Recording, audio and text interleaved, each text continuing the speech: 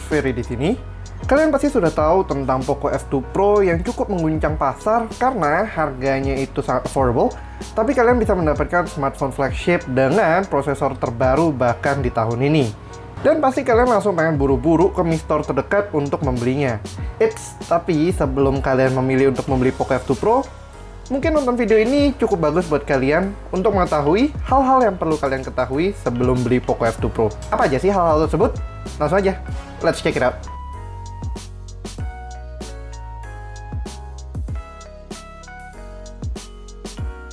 Oke, yang pertama, Poco F2 Pro punya spesifikasi sama persis dengan Redmi K30 Pro.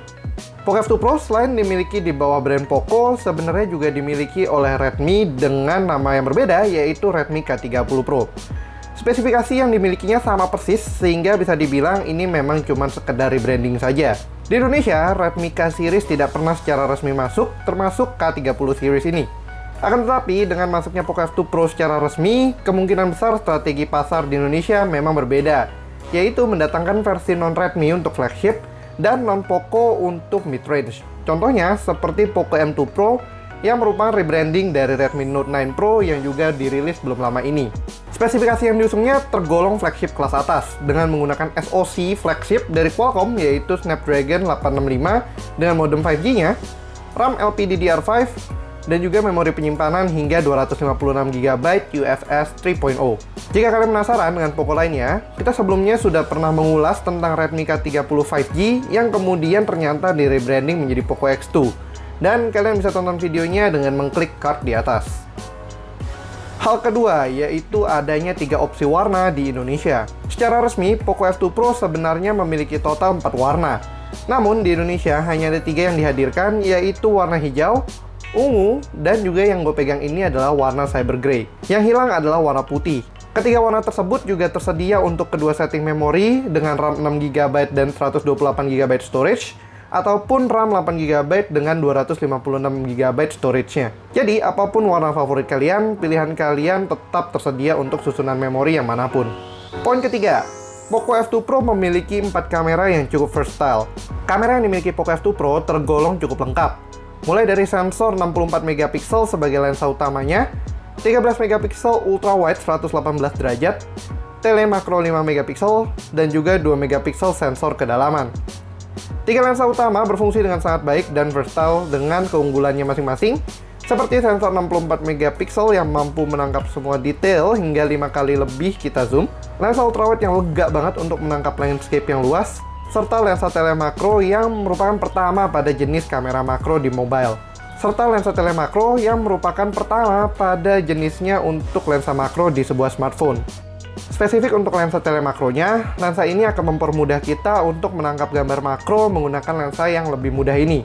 Karena kita tidak lagi perlu terlalu dekat dengan objek makro yang akan kita foto dengan memanfaatkan fitur makro yang di zoom sedikit. Makanya namanya menggabungkan kata tele dan juga makro.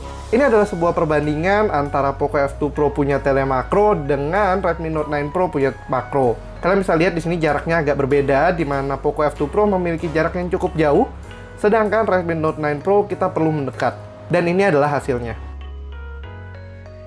Namun sayangnya, menurut gue kameranya masih kurang sempurna. Pengolahan warna terkadang gue anggap cukup kurang untuk kontras dan saturasinya.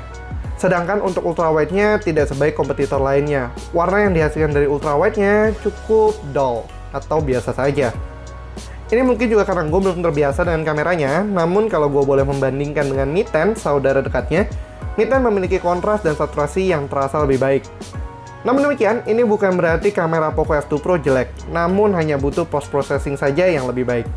Poin keempat, layar display AMOLED Full HD+, Full Display 6,7 inci. Panjang ya. Layar milik Poco F2 Pro sudah menggunakan panel AMOLED dengan resolusi Full HD+, 1080x2400 pixel. Displaynya sangat cerah dan memiliki kontras serta saturasi yang sangat nyaman di mata. Selain itu, layarnya benar-benar full display dikarenakan kamera selfie-nya yang diletakkan di dalam bodinya dan memanfaatkan teknologi pop-up camera. Ini menjadi salah satu fitur terbaik Poco F2 Pro yang bisa dimiliki smartphone flagship budget seperti modelnya. Karena layarnya juga sudah AMOLED, tentunya kalian bisa menikmati always on display, hitam yang benar-benar pekat, dan juga tentunya in-display fingerprint. Satu kekurangan yang dimiliki oleh display Poco F2 Pro hanya di soal refresh rate-nya yang masih 60Hz saja. Padahal kalau dia sudah memakai panel 90Hz, Poco F2 Pro ini juga bisa mengungguli saudaranya sendiri dalam satu kandang, yaitu Mi 10 dan juga Black Shark 3. Poin kelima, RAM 6GB dan RAM 8GB ternyata memiliki spesifikasi yang berbeda. Poco F2 Pro terbagi oleh dua model, yaitu RAM 6GB dan juga RAM 8GB. RAM 6GB yang dimiliki Poco F2 Pro ternyata masih memiliki spesifikasi LPDDR4X yang sudah bisa dibilang mulai jadul. LPDDR4X pertama kali debut di Redmi Note 5, dan sebenarnya memang masih dipakai oleh banyak smartphone mid-range lainnya, termasuk flagship sekalipun. Namun untuk versi 8GB, LPDDR5 lah yang menjadi unggulan di sini. LPDDR5 memiliki kecepatan transfer data lebih cepat hingga 2 kali lipat LPDDR4X, dengan konsumsi daya di bawah sekitar 30% di bawah RAM generasi keempatnya. RAM ini sangat membantu dalam performa low latency gaming, streaming, multitasking, serta tentunya kedepannya sangat efektif untuk pengendalian cloud computing seperti benda-benda AIoT. Oleh karena itu, ada baiknya kalian mematangkan pilihan kalian karena walau terlihat sepele, pilihan RAM kali ini ternyata cukup berpengaruh dengan teknologi yang bisa kalian akses ke depannya, walau mungkin bukan dalam jarak waktu yang dekat. Poin ke-6 dan juga yang merupakan poin terakhir adalah Poco F2 Pro ternyata lebih murah di Indonesia dibandingkan market lainnya. Hal ini cukup mengejutkan.